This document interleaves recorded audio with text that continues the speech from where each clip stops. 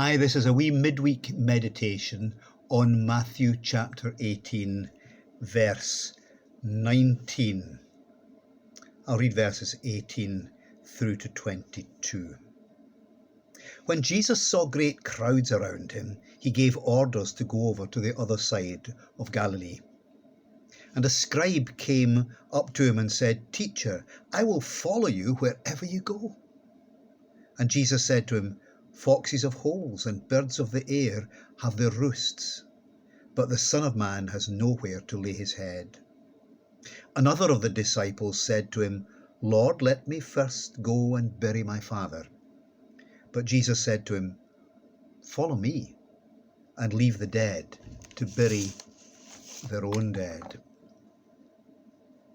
Matthew tells us that Jesus has just come down from the mountain where he's given teaching about the kingdom, and now at sea level he engages with broken people. There's a man with leprosy who wonders if Jesus actually wants to help. There's a Roman army officer who doesn't think he's good enough. There's Peter's mother-in-law and a whole crowd around Peter's front door. And then Jesus decides it's time to leave town, to take his kingdom message to the next place. And someone says, "Jesus, can I come along? I'll follow you wherever you go." I wonder who he was and why he wanted to sign up. Matthew tells us he was a scribe, a student of the law. Maybe he was that rarest of creatures, a theologian who saw that Jesus was getting things right. At worst, he could have been attracted by the possibility of power, the raw power of God at work, the kingdom, the rule of God asserting itself over the power of darkness and disease and demons. The kingdom of God comes in a power encounter with evil to heal creation. He may have been attracted by the possibility of popularity. Jesus was obviously quite a crowd puller. God often gives his people seasons of favour which help them in mission. It may have been the lure of prosperity. Life could be good for Jesus and those closest to him in this powerful and popular kingdom. And while God can be trusted to provide what we need, prosperity isn't really part of the kingdom.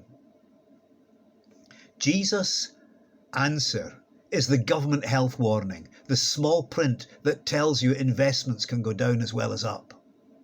Foxes have dens and birds have roosts, but the Son of Man has nowhere to lay his head. It seemed that Jesus owned nothing. Yet he had a place to stay at Peter's house and with other disciples who welcomed him into their home. And then there's the other guy who says, "I'll follow you after I've buried my father." And Jesus says, "Leave the dead to bury their own dead." The point is that his father wasn't even dead yet.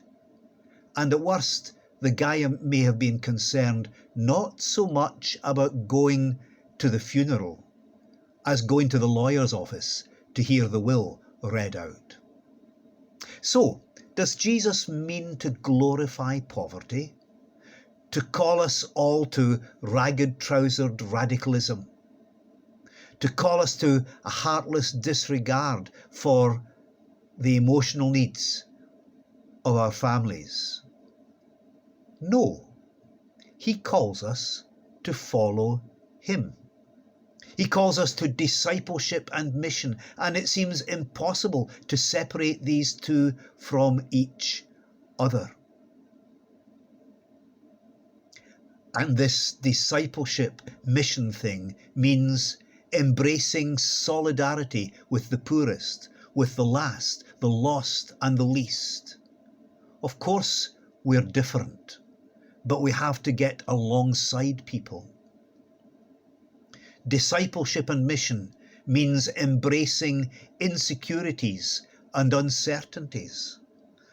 Follow me, says Jesus, and who knows whether we'll sleep under the stars or on someone's floor or in the spare room of a nice house.